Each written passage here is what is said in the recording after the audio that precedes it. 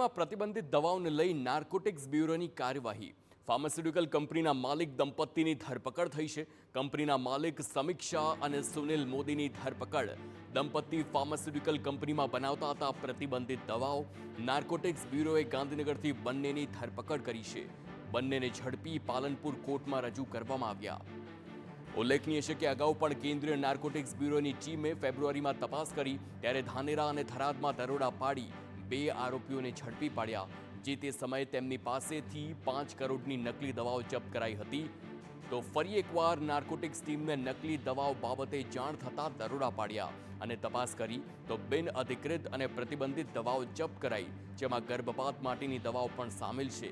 આ શખ્સો અમદાવાદની એક કંપનીના નામનો દુરુપયોગ કરી નકલી દવા વેચતા હતા। તપાસમાં જાણવા મળ્યું કે આરોપીઓ 42 લાખથી વધુની દવાઓ માર્કેટમાં સપ્લાય કરી ચૂક્યા છે।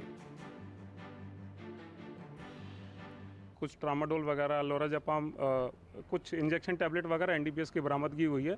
उसके साथ साथ में 3,80,000 रुपये भी इनसे बरामद हुए हैं, वो भी जब्त कर लिए गए हैं। उसके साथ में कुछ अबॉर्शन किट, एमटीपी जो बच्चा गर्भपात किट होती है वो भी मिली है, और साथ में कुछ दवाइयाँ मिली थी। उनका केस जो है ड्रग अथॉरिटीज़ बुला के उनको हैंड ओवर कर दिया गया था।